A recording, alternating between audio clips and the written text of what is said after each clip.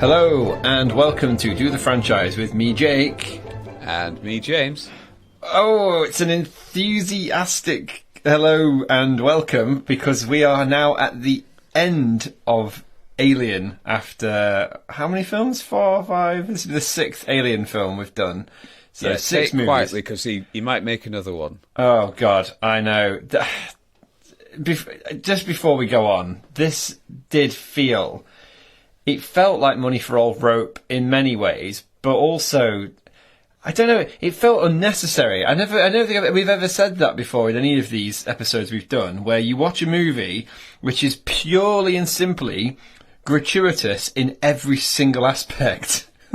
Yeah. Do you know what I mean? I don't think I've ever watched a movie where I've wanted the alien to win. Yeah, I agree with that. That's not good. No, you're meant to side with the humans, aren't you? You know, you're meant to see something on screen that you can align with and think, yeah, that's a human like me, and I'd want to survive. Precisely. No, so not this one. Shock horror, we are doing Alien Covenant, which was the long-awaited, not really asked for sequel to the prequel Prometheus. It's the sequel prequel. So it's a sequel to Prometheus, but it's not really a sequel to Prometheus, but it is. But it's also a prequel to Alien, but it isn't. And it's also basically a remake of Alien, but it's not. Is that the best way of describing it, I think? Yeah, it's a film in the franchise. It literally feels like... Oh God, I don't know. Do you know when you... Me and you've seen a lot of this in the sort of extended universe of things like DC and Marvel, where they do they like Batman. Batman's a really good example. They've gone, this is Batman, and there's a Batman in the DC universe, and now there's a Robert Pattinson Batman. Now he's a separate Batman, and he exists in his own paradigm, in his own Gotham, and he's not going to interact with other DC Batmans. He's a Batman on his own. Ignore everything else. Blah blah blah. A bit like Christian Bale. Yeah. That's what this felt like. It felt like the director was making his own Alien film, semi-conscious of the fact that it had to be linked to Prometheus, but also saying, we're just going to redo the fucking first one with some updated special effects. I mean, that's what it is, isn't it? Basically. Yeah, it's the first one with added special effects and more Michael Fassbender. Yeah, oh God, let's get into the shit show that was Alien Covenant. Anyway, so, IMDb gave this 6.4 out of 10, which I think is pretty blasé. I thought it was generous. Very. Rotten Tomatoes gave it 65%. I think the audience score was lower. It was like 55%. My first note on this movie, because James and me always make notes before, as we're watching the film, I just put, this movie looks good. Yeah. Like, it looks really good. I knew it was going to be kind of crap, but I was also really excited to watch it again and be like, oh, it's Alien again. Yeah, I wonder how much of the 6 out of 10 and the 60-odd% is basically people also thinking, woo, aliens! Yeah, it literally feels like, when we said this when we went through Alien 3 and Alien Resurrection, is that they're just going... Throw a ragtag group together, throw them on a ship, they're going to make sexual innuendos and references, they're going to smoke a lot, and an alien's going to burst out of someone's chest and it's all going to go to crap. And it's very formulaic in that that's pretty much what happens in every single one of them. Less so in Prometheus, as we said, which we kind of liked until they just went and there's a xenomorph at the end. I think he's called a deacon. I've done some research on that since we did Prometheus. So the thing at the end of Prometheus is called the deacon.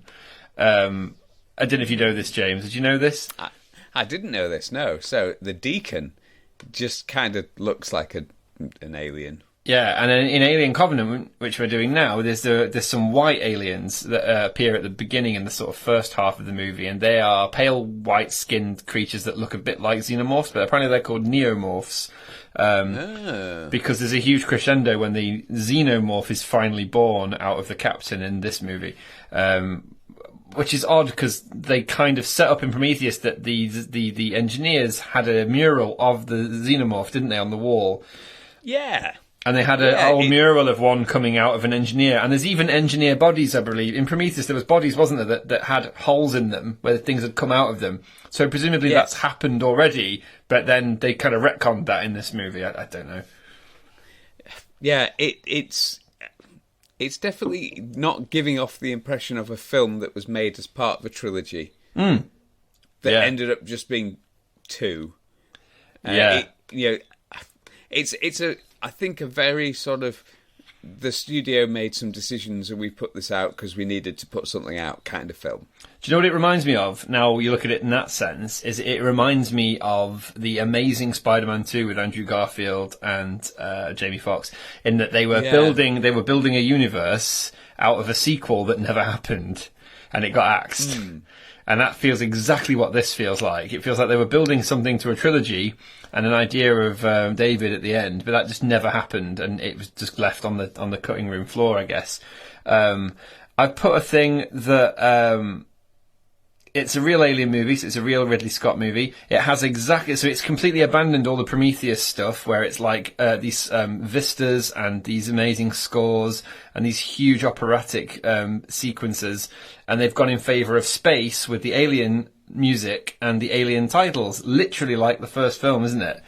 It's all exactly the same. I didn't realise that when I first watched it, and I think since we've watched all of them together, I've just noticed, they've just ripped off the whole opening of Alien 1. That's what it looks like. Apart from this scene with David, which is...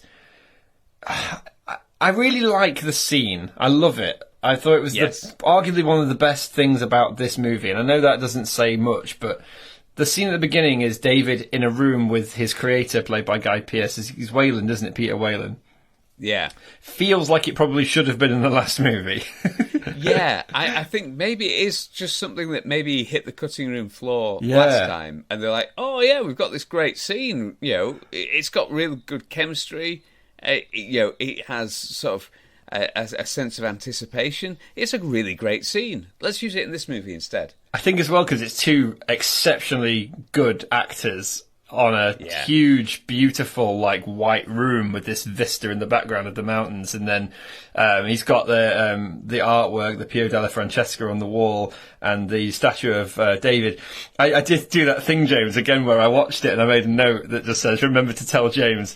Is this a movie for smart people, James? I think this is a movie for smart people because they have like references to things that are really like, I don't know, like posh, like things that you would only really know about if you were well versed and you drank a special type of wine made in a vineyard in France and you talked about Piero della Francesca.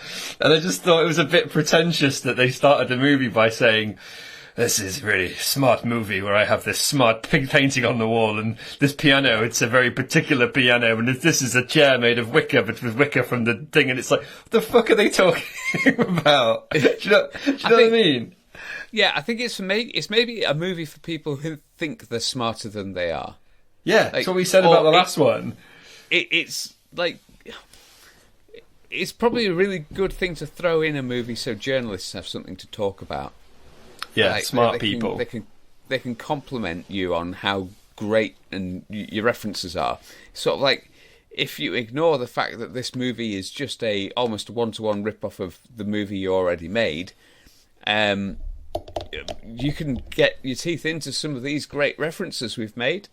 Yeah. It's got no story, but look at the references. I mean, look at that painting on the wall. Isn't it great? I know. I had that thing as well of going, there's a bit later where he says, and again, this is I'm not tooting my own horn, but because Natalie's a school teacher and she knows a lot about poetry, when he says the thing about Ozymandias, the poem by Byron, I was going, that's not fucking Byron, that's written by Percy Shelley, who's Mary Shelley's husband. I know that because Natalie teaches it. And then it's like, and then it actually becomes a reference later that he's saying, because David gets it wrong. You're like, oh, that's clever. So he deliberately gets it wrong. I was like, okay, that makes sense. But I did the smart people thing where I watched this and I thought, hang on, movie, I know something you don't. Oh, never mind. Yeah, they do that whole thing again where it's like, who made us? Why are we here? And then they kind of just fuck it off and do Alien. Yeah, they talk about the engineers and in the previous film. In this film, They don't really mention the engineers. The engineers basically are laid waste by David. Yeah, they are in it, but they're not. They have no bearing on anything that happens in the movie at all. No.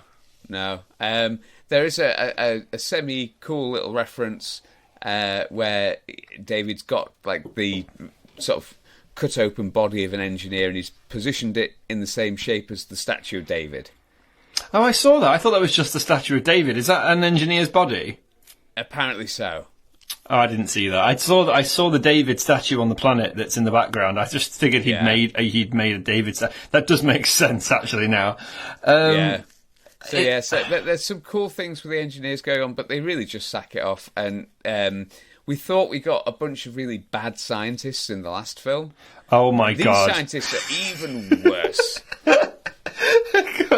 We're going to talk about it a bit because I've got so many notes on that. Oh God, there's another thing that really annoys me about the opening of this film, right? And I think I've got it written here somewhere.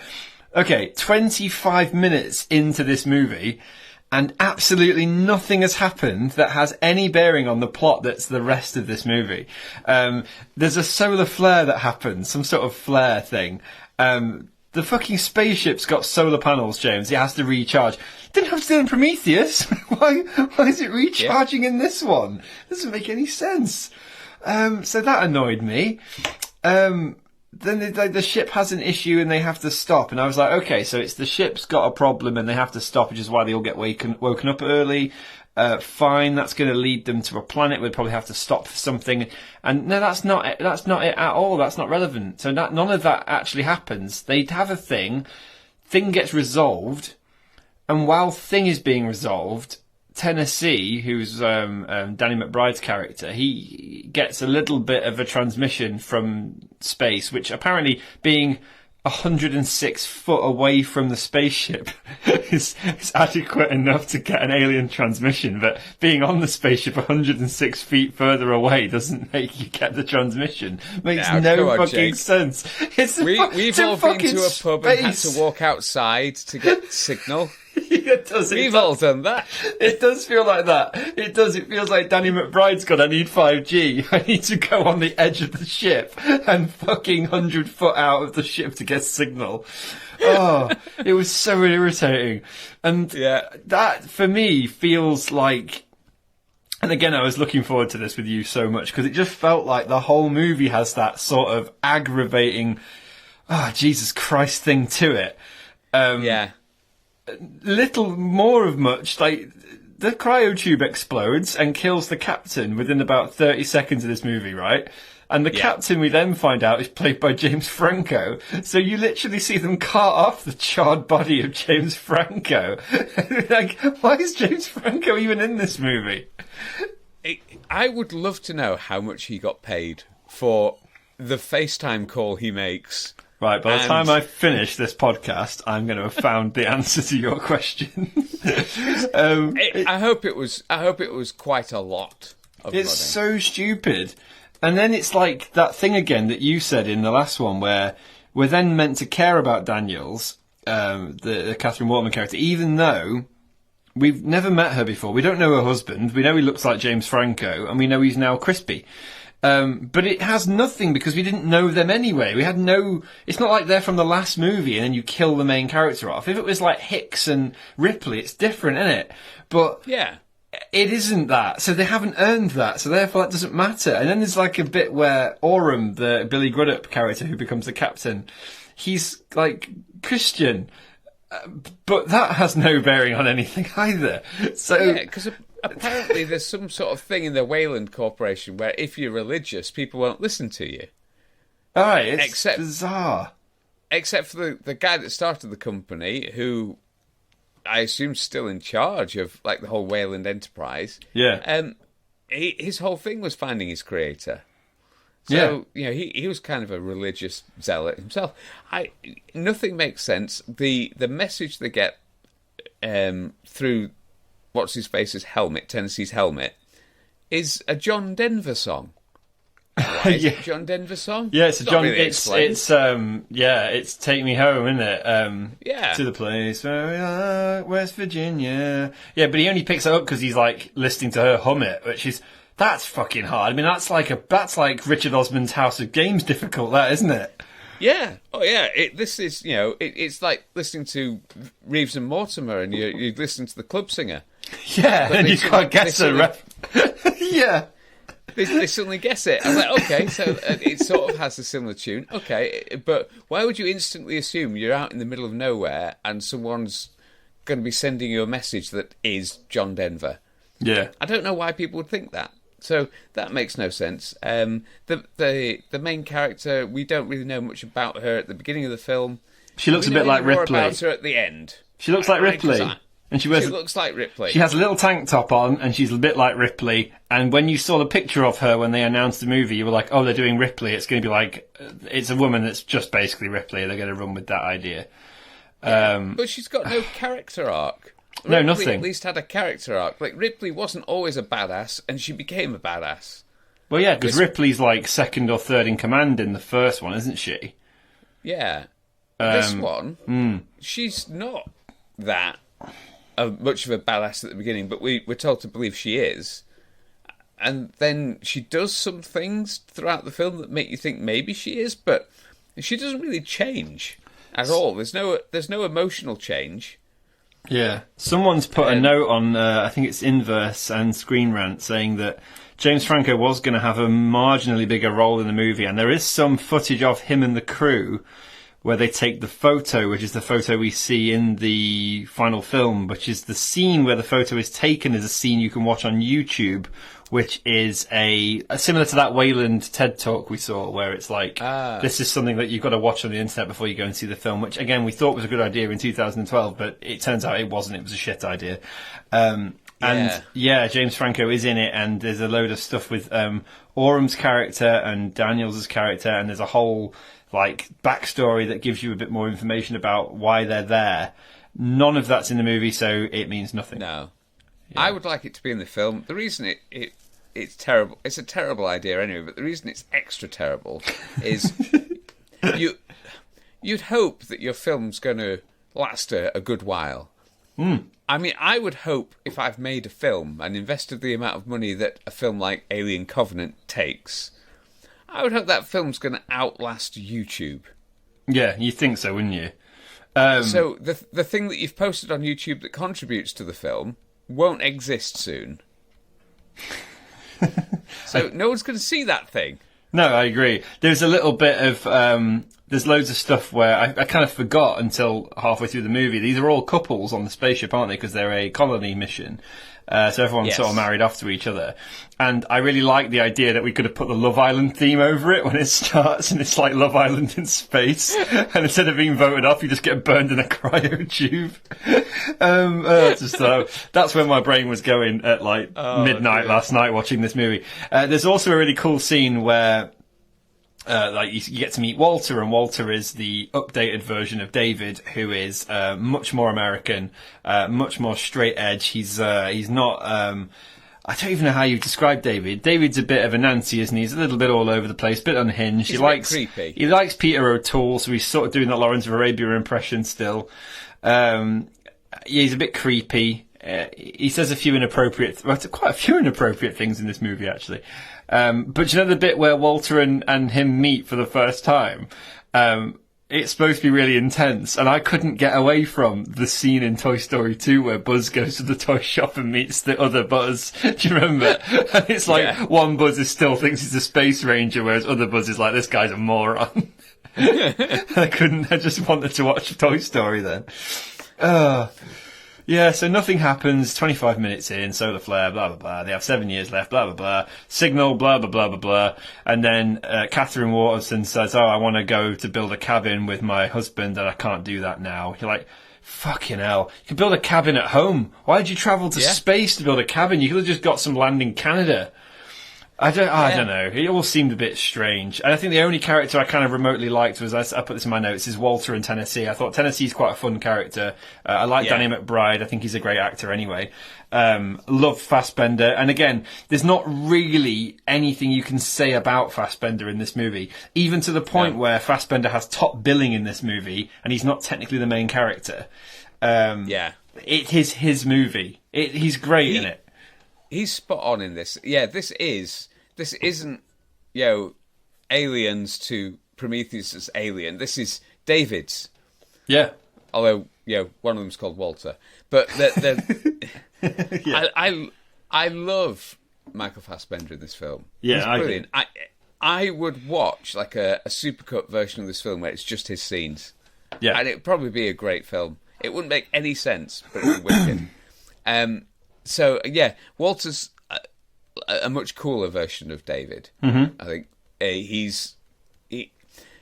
he has a little bits of banter with the crew. He joins in having a drink with them. He's an all-round cool dude, so you can see that David would probably be quite jealous of him, because he's also technically a more up-to-date model of android. And, he's... Just doing those characters, though, the nuances and the slight twitches that David has to kind of both display the fact that he's unhinged, but also that he's not the same person. The work Fassbender does and the subtlety he does in this movie to distinguish on screen between those two characters. Even when he's looking, David holds his face in a different way to Walter until at the end when David's pretending to be Walter and his face changes from Walter to David. And to explain that over a podcast is almost impossible. You kind of just have to go and watch it. But there's that bit, isn't there, at the end where he literally does a Fassbender change, a face change from the Walter to David. You're like, fuck, he's a good actor. He's just changed a facial expression, and I know it's the different character that he's playing. Because I love him. It's so strange. Like I say, it's difficult to explain, but it almost feels to me when I'm watching it that David is a slightly thinner, more gaunt-looking face, and Walter's got more of a. And it could just be like the American accent throwing me off, but Walter feels more robust. Yeah. And it's just in the way he holds his face, and it's such a strange thing. Bizarre, isn't it? Really clever. It's really smart. 1/4 of the way into this movie, so we're 1/4 through it, we get off the spaceship on the planet. It takes 1/4 of this film to start the film. Alien theme tune literally starts playing when they start walking across the planet. I was going to say to you as well, they find an alien ship on an alien planet that's crash landed and it's full of suspicious things. This is exactly the same as the beginning of Alien 1. It just takes a lot longer to get there. So I was kind of pissed off. There's also that thing that you and I talked about before the podcast, which is the black goo kind of had it was kind of a character of its own in Prometheus, in that it was an alien pathogen designed like blood that could mutagenically alter your DNA structure. And it kind of fucked with everyone that came into contact with it. It either killed you or it fucked you up, right? In the first one. In this one, it kind of does whatever the plot needs it to do, including literally flying around the air and swimming into a man's ear, which I thought was utterly ridiculous when it happens. God. It doesn't have a rule set, so you can't get really invested in it because you don't know what it can do. Yeah. It's a bit like it has like a will in this film, unlike it didn't have this in Prometheus. It was literally just a black goo that then David started messing with. But in this film, it seems to be like it can get on you or get in you, and it crawls up you and then it makes you grow a xenomorph. It's a bit like the symbiote from Spider-Man. I just don't understand as well. Like we said, David has to make the eggs, and he makes the eggs by experimenting with the black goo and other things. And then the egg gives birth to the face hugger, which gets onto your face, which impregnates you with an egg, which grows into a xenomorph. But at the beginning of this movie, that doesn't happen. The xenomorph just grows out of someone's back. I don't understand the rules of this movie at all, and I don't think anyone does. It just seems like so silly. I also, like you said earlier, I hate every person in this movie to the point where I'm quite happy to just watch them die. The scientists, so-called scientists, and I'm doing the inverted comma bunny ears here. Yeah. They just make the stupid fucking decisions. Like, there's a bit where it goes from a intriguing sci-fi alien movie to just all out scary movie level. Where, Yeah. do you know what I mean? Where she slips on the blood and then she falls over. Someone falls into a wall. Then she accidentally blows up the spaceship. Someone sets himself on fire. One woman traps her own leg in a door. I mean, it's ridiculously how stupid it is at that point in the movie. Yeah, it is. It's absolute Scooby-Doo levels of nonsense that's going on. It just happens to be more bloody than Scooby-Doo. Yeah. And like I say, with the xenomorphs growing out of people's backs, it doesn't make me enjoy the film. It makes me slightly distrustful of all these scientists growing ears on mice's backs. Yeah, I thought the bit where it comes out of the guy's back in the hospital bay bit, I thought that was really cool. It looks cool. I'm a big fan of gore in films, so in terms of the gore, it's definitely a tick for me. But it didn't feel earned. Do you know what I mean? Like, it didn't feel like we earned anything from any of that stuff. I think that's a common theme throughout the film. None of the big reveals feel like they're that important because they're not earned, and some of them are then immediately ruined by just the camera sticking on the big reveal for far too long. Yeah, I think that seems to happen a lot in the film. I know we're skipping ahead a little bit here, but it's sort of interlinked. When the first sort of true xenomorph chest burster scene happens. Yeah. And that just after that, there's a moment where it's revealed that it's not really a chest burster because it's got arms and legs already. And it just sort of stands there and waves its arms up in the air. It does a sort of high five, doesn't it? And it's sort of like a little brown robe away from being Grogu. Yeah. It's stupid. It's so silly. It just looks daft because the camera sticks on it whilst it's waving its hands in the air. and I could work out whether it was a really smart homage to the big hug from the first one. Or if maybe they just run out of ideas. Or maybe that's just how they think a scary baby alien would look. I don't know. But I don't know. The fact that it's stuck so long on this, what effectively looked like a mini alien, that wasn't a chest burster, because the chest bursters were kind of creepy because they sort of scuttled off. Yeah, it's like a little maggot, wasn't it, in the first one? That was kind of why it was cool and freaky. Yeah, but the fact that it's got arms and legs already and it just needs to get bigger somehow. And that's also never explained, how it goes from being little alien to big alien. It's not really explained. Well, in the original one, does it grow on its own or does it eat something? I can't remember. I think they have to eat things to get big. I'm fairly certain they follow the basic sort of predatory animal type thing where they eat and get bigger. Yeah. But this one just sort of becomes a big thing. I must admit, I put a note in here where after the arrival at the Acropolis with David, I kind of lost interest. I think I zoned out for half an hour. Yeah. So I've got very few notes. It's kind of that thing of you get Walter and David's scene, which I said was like Buzz Lightyear. You do the blowing, I'll do the fingering happens, which is one of the worst lines in conceivable history in filmmaking. Especially when you're going for a serious tone. I presumably they were going for a serious tone. And then you see sort of David's experiments. He gives us the backstory for how him and Shaw got to that world, and it's the engineers' home world that they go to. And just before they arrive, David decides to commit genocide and kill all the engineers with the black goo, which they were going to throw on humans, weren't they? They were going to drop it on Earth. Yeah. So I liked that bit. I thought that bit was really cool, but it lasts all of about 30 seconds, and then, again, doesn't really explain the black goo, because the black goo doesn't do that in any of the other... In Prometheus, it didn't do that. It just altered your DNA structure, whereas in this film, it literally just murders everybody. You're like, oh, okay, so it's killing everyone instead. Right, that's not what I thought it was for, but never mind. What do I know?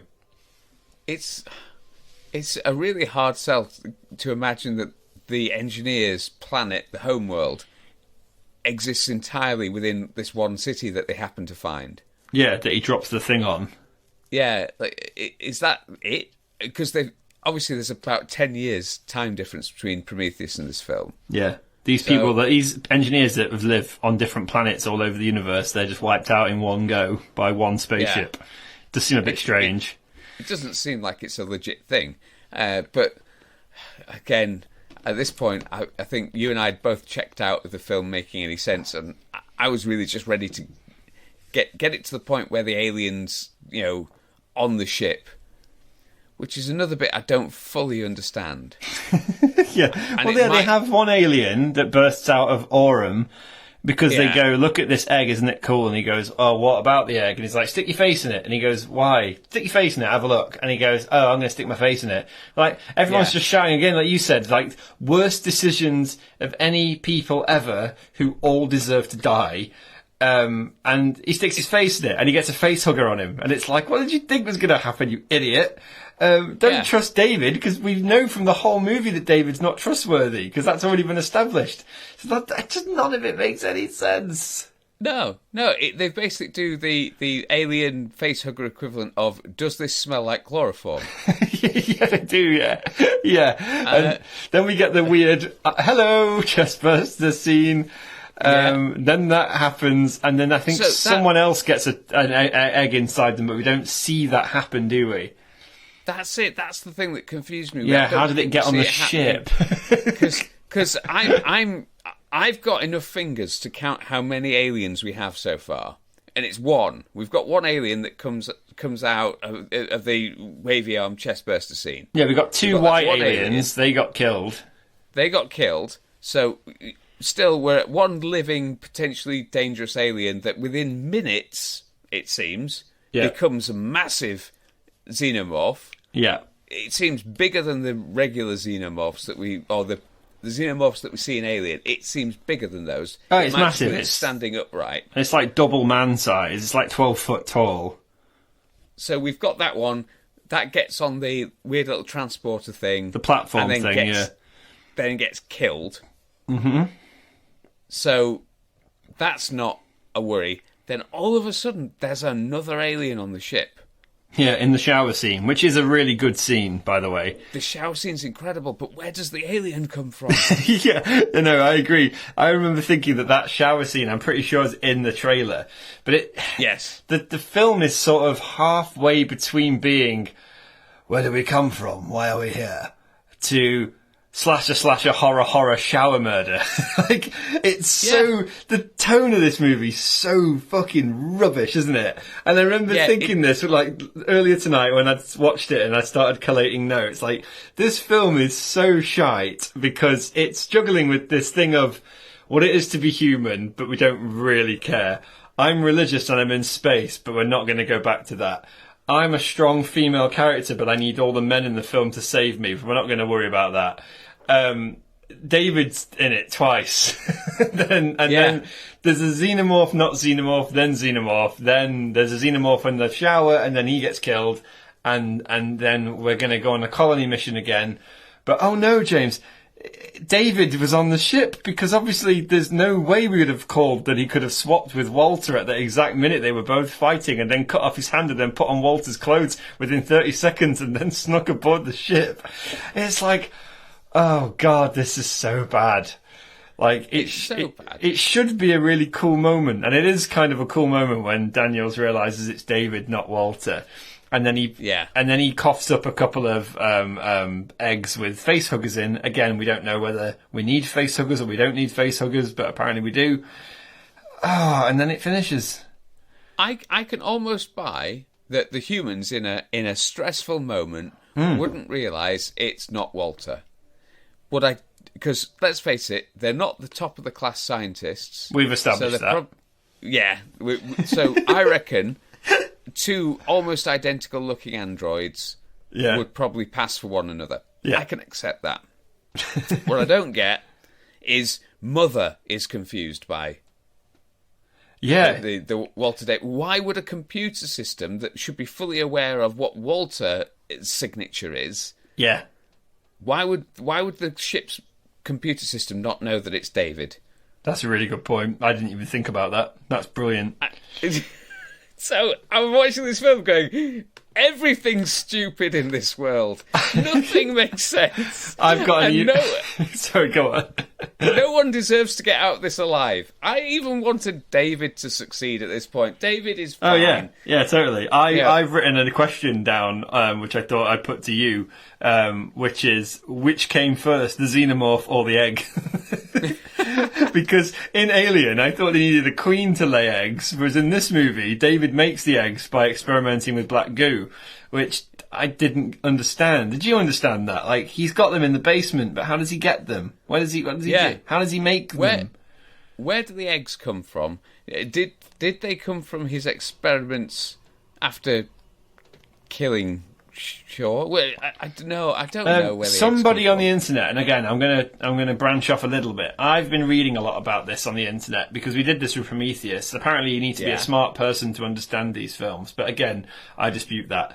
A smart person on the internet said that if you look at the scene where we flash over Shaw's body, there was an extra long version of this where she's got her eyes open and it's more gross, and David explains what he did to her, but you don't get that in this film. Again, it seems like a thing with these films where we don't really get anything unless you go on YouTube.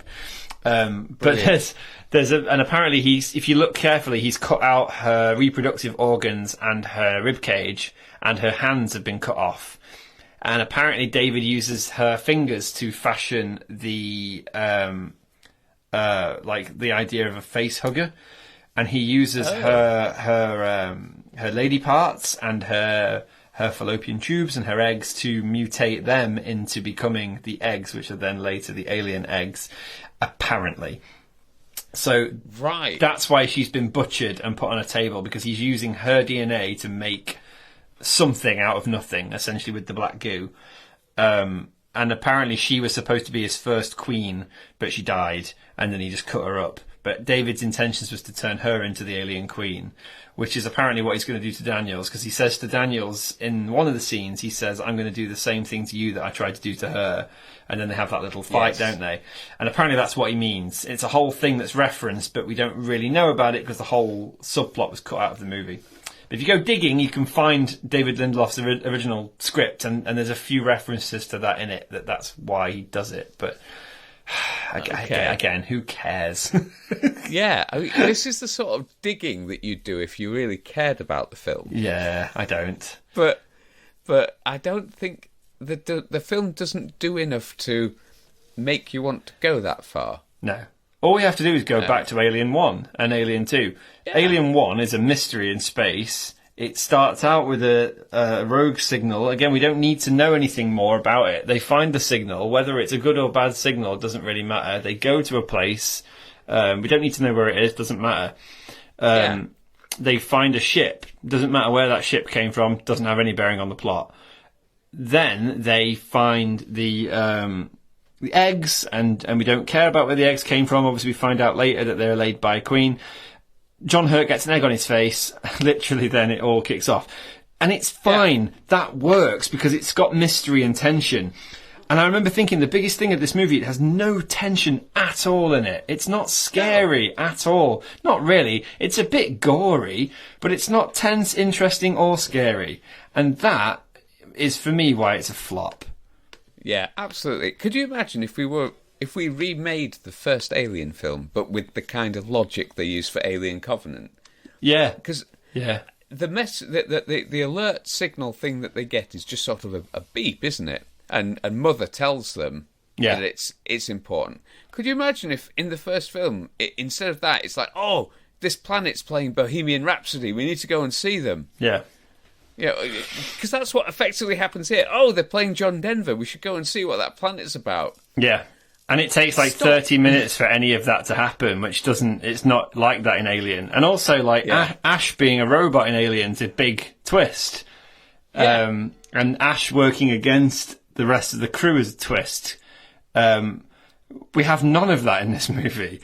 There are no slightly interesting characters. It is just a mess, James. I did put that. I put this movie, all in all, is pretty boring from start to finish.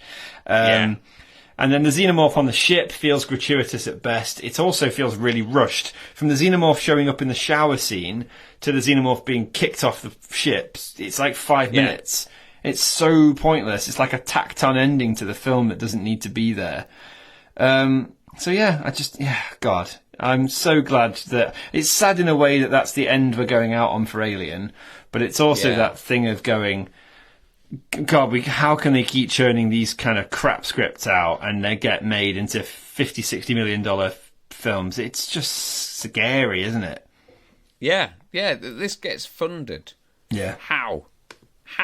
Who decides that another one of these is good? And they're doing it again, aren't they, soon? I think there's going to be another Alien prequel type thing. I didn't know about that. I think there's been things flying around for a while that there's going to be an Alien sequel set years later with Sigourney in it, but it was going to retcon Alien 3 and 4. That's what I read, but again, I don't think that's happening now either. But that was on the cards for a while. I think they need to leave it be now. I mean, they got all that excitement, they got all that nostalgia buzz from getting Ridley back. Yeah. It didn't really amount to much, and now I don't think they need to do any more. Just let it be. People have got 2 really good Alien films they can watch, and they've got several mediocre ones that they can fill their time with. I also think that if I'll be honest, the CGI in this film is a bit shit. Yeah. You know, when the alien's flapping about and it's like wiggling like a worm and it runs after them and it's all skittish. I thought that looked a bit poor when I first saw it. Yeah, I read somewhere in doing some research like yourself that they kind of tried to base the alien's movement on a praying mantis and a baboon. Yeah, because that's obvious. Yeah. And I'm looking at it going, it doesn't look like they've done any of that. It looks like the CGI artists have just made it wiggle a bit. Yeah. And I would have been much happier just it being some actor in a suit. Well, yeah, in Aliens, when they're crawling through the shaft at the top, they're just people in suits with big heads. But they look scary. They work. And the other thing someone got dead excited about that I didn't really see the point or of interest in is we see a bit of the alien vision again. Because they've done that in was it Alien 3? Where we saw things from the point of view of the alien. And it's done in this film, and it sort of looks a bit like warped and and someone on the internet, again, smart person on the internet. That's probably what we need to call this. This basically episode. Reddit. Yeah, a smart person on the internet said that this proves that aliens have eyes. Yeah, I was like, okay. I never really questioned that. I figured they find their prey somehow. Yeah. I wasn't really interested how. I'm more interested in that funny little mouth thing in the middle of their mouth. That's cool. Eyes never really came into it for me. I wasn't that worried about how an alien saw. I'm just sick of having to go on Reddit to find out how this film works. Yeah. So frustrating. Oh, dear. Well, I think we've somehow stumbled to the end of the film. Yeah. And that's kind of how the film felt at the end of it. It's like, oh, we're at the end of the film. Daniels has realised it's David and not Walter. And Walter's got 2 facehugger things and he's going to keep it in cryo like everything else. Yeah. And that's it. That's the end of the film. I was quite sad that Noomi Rapace didn't have a part in it, apart from being dead. Yeah. She felt like she was actually quite a good character. It would have been nice to have her back for at least 1 or 2 scenes. Apparently there are a couple of scenes filmed with her and David which were cut from the film. Again, that just seems to be the whole flavour of this movie, doesn't it? It's all the good fucking bits got left. Yeah. And we just ended up with this pile of crap. Do you reckon it's because they just get too confused with Shaw because they are basically cookie-cutter versions of one another? Yeah. Of Daniels, I mean. Yeah, Shaw and Daniels are the same character. Yeah. With the boyfriend. Very similar. One lost her boyfriend 40 minutes into the runtime. This one lost her boyfriend 2 minutes into the runtime. Yeah. Right, do you want some facts? Let's have some facts. Right, here's the cue the old jingle up. L-A-B-E-F or L-N or someone. Say it.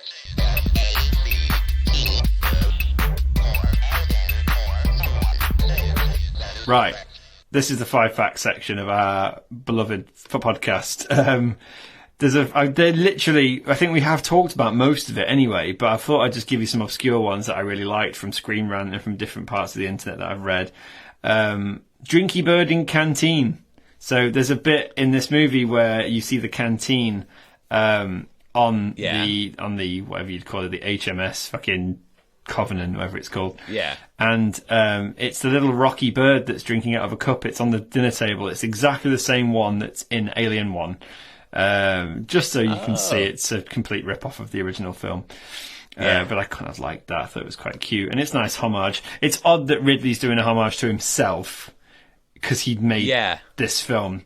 There are 3 or 4, this is fact number 2, there are 3 or 4 massive Blade Runner references in this movie. The opening sequence of this film is an eyeball. It literally starts with David's eyeball, which is exactly how Blade Runner starts, with the eyeball and fire. And David is a replicant, basically. And this whole idea that we've talked about before is that there's a very strange potential that the universes of Blade Runner and Alien cross over, because Weyland Yutani went off-world and they created, synthetic humanoids or replicants, which are, some are still on Earth, and the ones that have been retired need to be hunted down by a Blade Runner, hence Harrison Ford.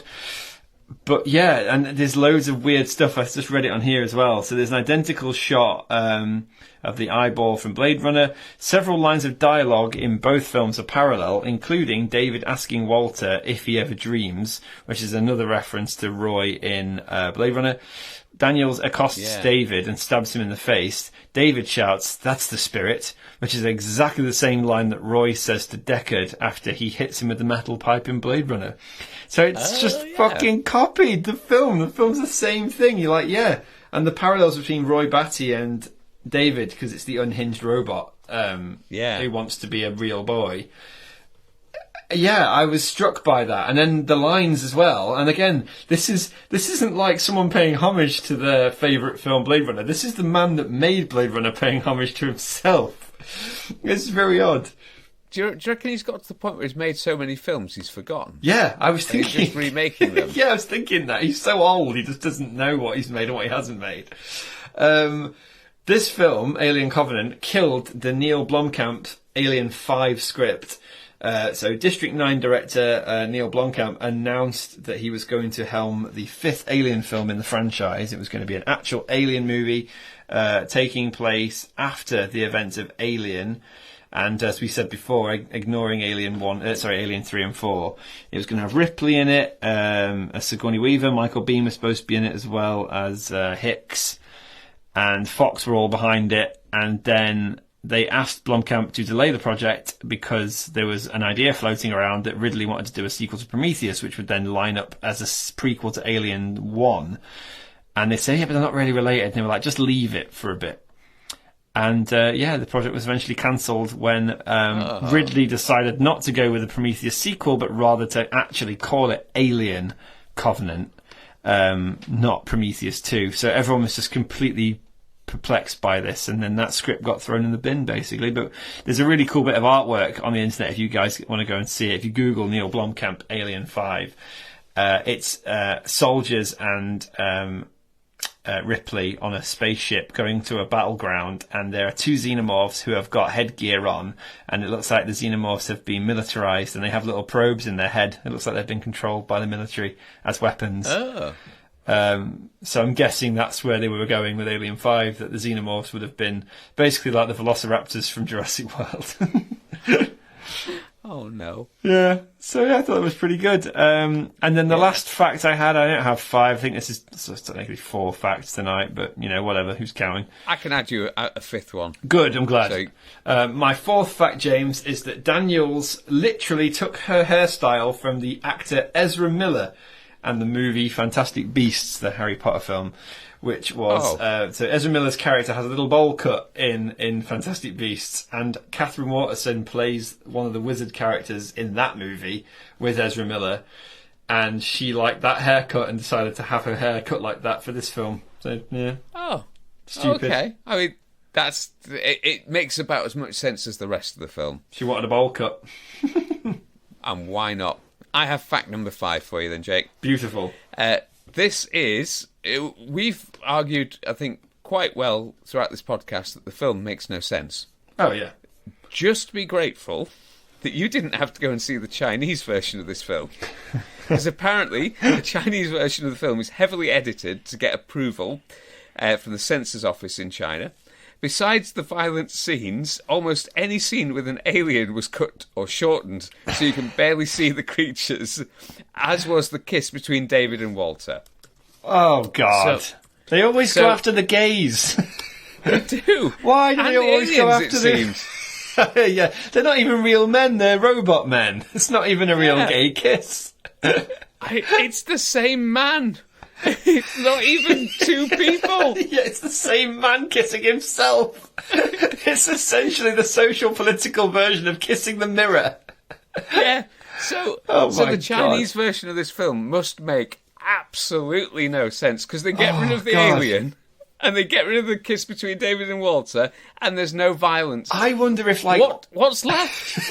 I wonder if all mirrors are banned in China just in case a man is masturbating and catches a look at himself. They'd be like, you're going straight to prison.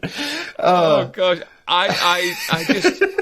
I love the Chinese editors because they seem to just choose the most random things to want to get rid of. Yeah, I love it. I actually think we should do a whole episode about Chinese censorship because, the way the world's going, we're probably not going to be able to laugh about this for much longer.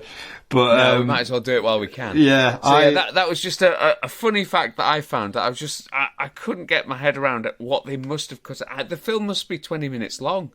I love that so much. I think that's my favourite fact you've ever given me. Just the idea that they're watching a shit film that's then devoid of all alien action. It's just various things having cuts. What? Where's the thing? It's gone. Well, yeah, I don't get it. I don't understand it. But there we go. It's a thing that exists. There is another thing that, again, it's always Reddit. This is Reese1495 on Reddit.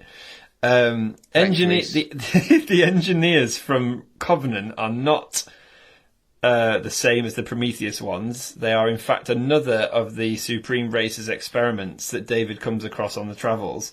So they go to this planet thinking it's the engineer home planet, but it's actually never stated what species these creatures are in Covenant. David kills them with black goo in the scene that's briefly shot. But if you look at the engineers and the way they are compared to the ones at the beginning of Prometheus, they look very different, and they look more human, more like us than they do like the engineers. And therefore, these are probably just other humanoids that were created by engineers like us as an experiment, which David just drops the black goo on and kills. So actually, these are probably just another bunch of harmonious creatures living in space in their lovely little happy ancient Greek sort of world. Oh, and they all got battered. So even there's no point at all then. Yeah. There's no point at all because these aren't even the same engineers as the ones that made us. These might just be another bunch of humans. It's basically like bombing yourself. That's great. So nothing matters. Yeah, nothing makes sense. And we have Alien Covenant to thank for it. Yeah. It's bizarre. The whole franchise is bizarre, but I'm guessing, because it's been a few years since this came out, we're probably never going to hear any more of it ever again. So that's that. I think that's probably the best news we could end on. Yeah. And then we can start a new franchise, James. Well, hey, no way are we doing Alien versus Predator. Everyone get that idea out your head. Yeah, no, they're not real Alien films. No, and they actually have been retconned by the Prometheus films apparently as well, so they're not a thing. But yeah, that's that. Alien Covenant, boxed, done. 6 films later, James, and we were a little bit older than we were. I feel a lot older. And we've made it though. We've covered it, and we didn't back out on anything. No, Alien. We gave Alien a good old shake of the stick. We probably did more so than we did Fast and Furious. I don't think anything's been this hard to do both organisation and sort of grueling, because Alien 1 and 2 are mint. After that, it felt like a slog. But I never felt that with like Harry Potter or Back to the Future or anything else, or Superman even. I felt they were pretty good. Yeah. This just felt hard work. Yeah. None of those films tried to claim I was stupid. No, and we did 4 Lethal Weapon films. They were all great. I really enjoyed those. Yeah, so next up, James, I think we're going to do Matrix. Spoiler alert. So everyone go watch Matrix. Yeah, everyone go watch Matrix and then question whether they're actually in the Matrix or not. Yeah, James and I will be talking. Yeah, we'll be talking a lot about: are we in the Matrix, or are we stuck in perpetual 1999? Oh, flip phones are back. Everything's cool again. I love a flip phone. Yeah, I want my flip phone back. Oh, you can get one, Jake. Yeah, I might do it. I might go back to. I might get Shades, a flip phone, and a Discman. See. No 1999. If you've got those. 99, here we come. The world was much better. Right, James, I'm going to knock off. Thank you for listening, everybody, and thank you for your continuing support. We will be putting more stuff on our Instagram for the next lot of podcasts, and we've got dothefranchise.com now, thanks to James. Woo! So we will be putting some stuff on dothefranchise.com, which we now own, which is all good stuff for us. And I might put some merch on there, see if we can sell any. I want to flog some merch. Yeah. Thinking keychains and t-shirts. Keep it simple. I might do some keychains that just have exclusive quotes from you or I on them, like some of your best lines just be on the back of a keychain with the Do the Franchise logo. I think that'd be really good. No one wants to carry that with them. Oh, I do. I'll buy them. I'll manufacture them and buy them. Oh dear! Now we just sound like we're laundering our own money. That's this can't true. be good. No, probably not. Probably not mention that again. Right, I'll see you in a bit, James. Thanks, everybody. See you later. Take care. Bye.